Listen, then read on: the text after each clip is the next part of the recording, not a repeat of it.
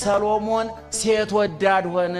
ሴት መውደዱ ብቻ አይደለም ችግሩ፣ የወደዳቸው ሴቶች መዴዴዎች፣ ስዶች፣ ሃይማኖት የሌላቸው ፈሪሃ እግዚአብሔር የሌላቸው ጣዖት አምላኪዎች ሆኑ እና ሰሎሞን ከፍልስጤም፣ ከሊባኖስ፣ ከግብፅ፣ ከሶሪያ ከየትም ሀገር ሴት ሰብስቦ ቤተ መንግስቱን የሴት መናኸሪያ ያደረገው። የሴት መናኸሪያ ማድረጉ አይደለም ችግሩ፣ የሚያመጣቸው ሴቶች ጣዖት አምላኪዎች ናቸው። ለዚህ ነው እህቶቻችን የምታገቧቸውን ሰዎች ከሀብታቸው በፊት እነሱን ተቆጣጠሯቸው ምንላቸው። እኔ ከዚህ በፊት ተናግሬያለሁ። ጥሩ ቤት የሰራ ባላገኘው ብለሽ ቤት ሰርቶ ራሱ የፈረሰው እንዳጋጥምሻል። መኪና ገዝቶ ራሱ የተሸጠው እንዳጋጥምሻል። ስለዚህ መኪናውን ታዩና ሰውየውን ያዡ። ሰውየውን ካያሽው መኪናው የትም አይሄድም። ሰውየውን ካያሽው ቤቱ የትም አይሄድም። አሁን ሰሎሞን ከየትም ሰበሰበ ሴቶቹ ጣዖት እያዘሉ መጡ። ይገርማቸዋል። እየሰማችሁ ነው? ጣዖት እያዘሉ መጡ። ያ ቤተ መንግስት የማን ቤት ነበረ? የሰሎሞን የቤተ መንግስቱ አማካሪ ማን ነበረ?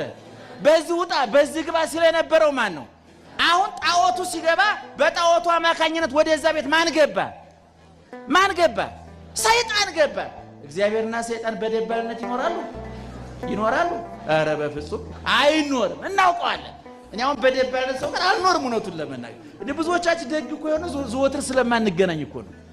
አንዳንድ ጊዜ ሰው በጋብቻ ታውቃላችሁ እውነተኛ ጠባዩ የሚወጣው መቼ ነው? አብሮ ማደር ነው፣ ወጭ መጋራት ሲጀምር ነው። ከዛ ቤትማ በመጠናናት ጊዜ አይታችሁ የለም? በየሳምንቱ አንዳንድ ቀን ይገናኛሉ፣ ፍቅሬ ማሬ ይባባሉ፣ ይለያያሉ። ወደ ጋብቻ ሲገቡ ያልተጠና ጠባዩ ተጎልጉሎ ይወጣል። ይገርማቸዋል። ወጭ መጋራት ሲጀምር፣ ምኝታ መጋራት መሰለቻ እውነተኛ ጠብ ተቆፍሮ ይወጣል። ይገርማቸዋል። ይሄ ነው እህቶቻችን። እኔ በየሳምንቱ ነግሬያቸዋለሁ፣ በየሳምንቱ ግብዣ ይሄ አይቀጥልም። ቁርጡ ማወቅ አለባቸው። እኔ አንዳንድ ጊዜ ጋብቻ ትምህርት አስተምራለሁ። አንዳንድ እህቶች የሚያቀርቡ ጥያቄ ምንድነው? በፊት በየሳምንቱ ይጋብዘኝ ነበር፣ አሁን አቋረጠ፣ አሁን ወደ ትዳር ተቀየረ። አሁን ኬክ የለም ወደ ሽሮ ተቀይሯል። ኬክ አበባው ወደ ሽሮና በርበሬ ተቀይሮ ኑሮ ተጀምሯል። ያቺ የሽርሽር የምርጫ ቀስቀሳው ጊዜ አክትሟል። እሱ አልቋል። አዲስ ህይወት ተገብቷል። አሁን ይሄን ጎምዛዛ ህይወት መጋፈጥ ነው የሚጠበቅብን እህቶቻችን። ስለዚህ አሁን ሰሎሞን ከየትም ሰብስቦ አመጣ።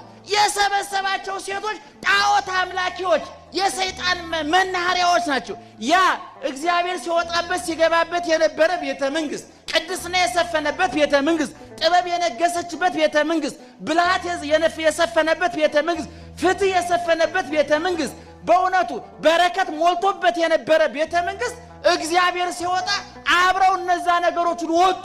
ማን ገባ? ሰይጣን ገባ። ሰይጣን ሲገባ ክፉ ነገር ሁሉ አብሮ ገባ ወገኖቻችን። ሰሎሞን ከዛ በኋላ ባከነ፣ ባዘነ፣ ለየስ እንዲያውም ግዙ ምንድነው የሚለው?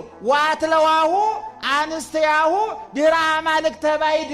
ዛሬ የግብጿ አብራታድርና ምን ትለዋለች? ሰሎሞን የግብፁ ጣዖት ሌላ ጣዖት ነው። የግብፁን ይዛ መጣ። ተወደኛለህ? አወድሻለሁ። ለዚህ ጣዖት አሰግድልኝም? ኧረ ሰግድልሻለሁ። ሰግድ። ለማን ሲሰግደ ነበር?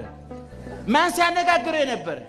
አሁን የሚገርማችሁ ትልቁ ደስ የሚለው ነገር ሰሎሞን ካግበሰበሳቸው ሴቶች መካከል የእግዚአብሔርን ስም ጠርታ የተገኘች የኛዋ ንግስት ናት። ይገርማችኋል።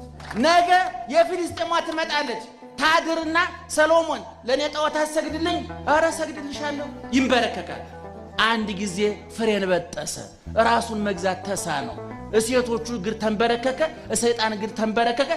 አሁን ሰሎሞን እሴቶች እግር መንበርከኩ ራሱን መጣሉ አይደለም ችግሩ፣ የያዘው ስልጣን ብዙ ሚሊዮን ህዝብ የሚመራበት ስልጣን ነው። አሁን ሰሎሞን ተራ ሰው አይደለም፣ ኃላፊነት ላይ ያለ ሰው ነው። እንደው ዝም ብሎ የትም የሚያድር የትም የሚያስብ የትም የሚናገር መሆን የለም። ኃላፊነት